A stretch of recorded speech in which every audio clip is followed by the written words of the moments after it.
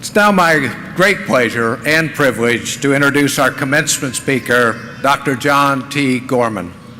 Unofficially known as the UHCL Poet Laureate, Professor of Literature John Gorman has shared his love for American literature, modern poetry, and creative writing for the past 39 years at the University of Houston-Clear Lake. He joined UHCL in the fall of 1974 as a charter faculty member of a brand new university. He received his master's and doctoral degrees in English from the University of Virginia and his bachelor's degree in English from the University of Notre Dame. He is the founder of the university's student-run literary magazine, Biosphere, and has been an advisor for such student organizations as the International English Honor Society, Sigma Tau Delta, and the Literature Club. He also holds membership in Phi Kappa Phi and Omicron Delta Kappa, and has served as an elected representative on the UHCL Faculty Senate and the Faculty Senate Executive Committee. Noted for his excellence in teaching, Dr. Gorman is recipient of UHCL's 1989 President's Distinguished Teaching Award, and in 1980 and 1989 was UHCL's nominee for the Minnie Stevens Piper Foundation Teaching Award. As you just heard, in October of this year, he was the recipient of the UHCL Alumni Association's Outstanding Professor Award.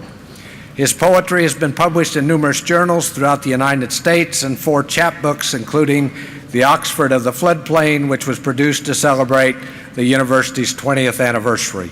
In 2012, he was named one of 3 state poets at the Austin International Poetry Festival. A long-standing member of the Galveston Historical Foundation, he was honored with the organization's 1994 Volunteer of the Year Award. He has held board memberships on the Galveston Arts Commission, the Galveston Historical Foundation, the Galveston Artists Guild, the Galveston Writers Coalition, the City of Galveston Hurricane Recovery Committee, and the Galveston County Museum. Dr. Gorman and his wife Margaret reside in Galveston and are the parents of 2 daughters. Ladies and gentlemen, please join me in welcoming to the podium our Poet Laureate, Dr. John Gorman.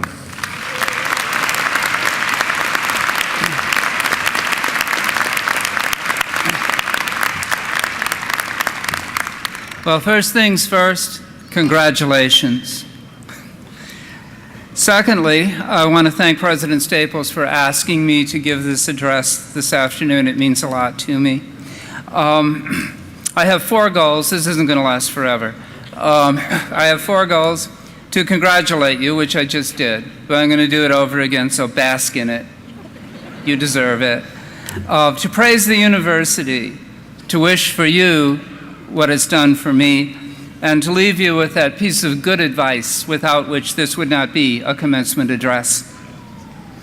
As you see from the introduction, I'm here because I'm old, and I'm here because I've stuck around. It's been an enormous privilege to be part of UH Clear Lake from its foundation all the way up to its, perhaps middle age, and that there's some accounting of that. Since I am a poet, there's going to be a poem. It's going to be in the middle, though. Sometimes these are at the end, so when you hear the poem conclude, don't get up and leave. The address itself. I arrived in August 1974. It was hot. It was dead flat, not yet built up much from the freeway to the campus, a sort of tentative scene, even for suburbia. And I drove not to the campus, but to a bland, speculative office building on a street with at least the space programming name of Gemini. Here were our office cubicles. Whoa. But as soon as I met my colleagues, I knew it would be fine. And as soon as I met my students, I knew it would be wonderful. From the start, we had students of all ages and backgrounds, a real advantage when discussing literary texts. What I'd been told about the university's vision was beginning to come true. As you'll see from the poem I'll read shortly, we'd been painstakingly recruited from a crowded job market. Our founding leaders wanted a faculty with first-rate credentials, interdisciplinary open-mindedness, and a commitment to community. We wanted to be a sustaining place, open admission, offering our commuting clientele coursework of the highest quality. We wanted encounter and adventure, everyone learning from everyone else. We soon came up against hard realities, budgetary and others, but it's been a delight to see how much of that initial vision has been kept and realized. People who see each other only 3 hours a week, bonding in the joy of a common enterprise, friendliness, humor, the sure knowledge that all of us, teachers and students, are learning new skills, new perspectives, growing in competence and confidence every semester. Next fall, our patterns will be disrupted and enlarged. The demographics will change. We've become, happily, more multi-ethnic and international than we originally were. I'm hoping the freshmen, people who always do need a little sustaining, will help us recharge that feeling of affection and connectedness, not the dysfunctional family studied in some of our disciplines, but the empowering family of our dreams. And now for the burbling happiness of the poem. It was composed for our 20th anniversary when the charter faculty were gathered from the four winds and treated to dinner. Its subtitle in autopanegyric means an act of self-praise. A little egotistical? Maybe. But the upside of that is it means we've never doubted ourselves. The Chartered Feast, an autopanegyric. We who sit blinking on and off in third millennial light, once in our fullness of self-esteem and vinegar and fight, arrived where few had gone before, a swath of swampy woods, to peddle truth and hypothesis and other academic goods.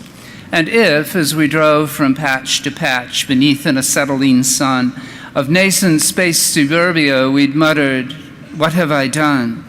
at the face of grazing cattle or lurking local police, if we'd asked of Zeus and Apollo, "Is this the golden fleece I plucked to win my hero's badge after grad school high and tall?" we'd know in a mere 39 years we'd done the best thing of all. For we filled the bio building with lab mice and with cheer, with wisdom and cunning and email, and with seldom a swerve or a swear, the world with alumni of culture precise and great, and texts and poems and monographs fit ballast for the ship of state. So we're citizens and scholars too, and heaven knows what else. As we gaze upon our splendidness, our heart in splendor melts at the splendid splendidicity of the splendors we have wrought. And when it comes right down to it, who would not have thought that we'd end up this self-canonized, such pearls of highest price? For they'd combed the nation to gather us, as if on a hunt for lice. Having trod the path of foundation, with footsteps faded and sure, hooray for us, we're fabulous. May our love and our works endure.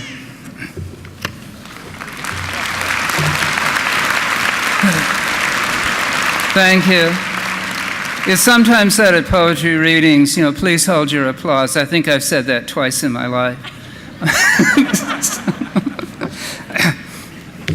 Our love and our works. As you go forth, you are our works and one another's, as well as your own. And you go, not to be too sloppily sentimental, with our love. I'll retire, you'll get jobs, I hope with six-figure starting salaries that will leave me howling with envy. But in a sense, we won't have left at all. We'll still be UH Clear Lake. Get that alumni sticker for the back window of your Lexus.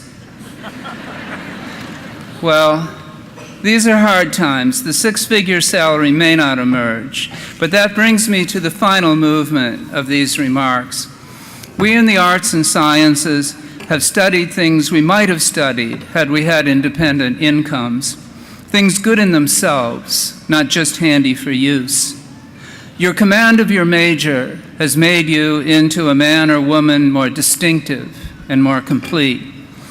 You'll have friends, family, spiritual concerns, but your major, too, will be nuclear to your being from now on.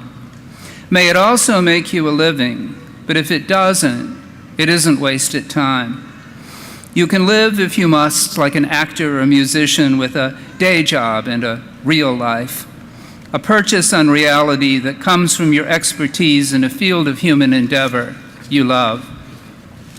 And now, at last, comes the advice. UH Clear Lake has let me live from the depth of my being, with the possible exceptions of grading weekends and certain meetings. Only heaven is without bureaucracy. It's been 39 years of nonstop near ecstasy.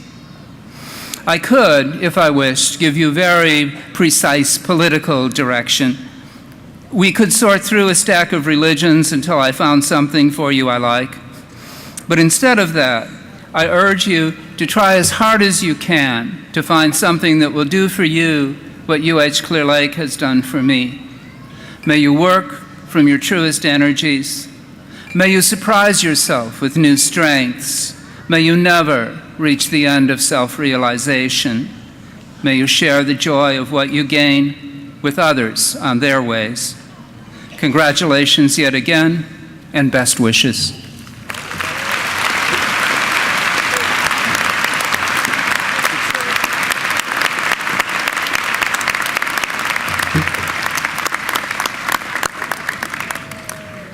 Thank you, Dr. Gorman. For those of you in the audience, you may have caught it.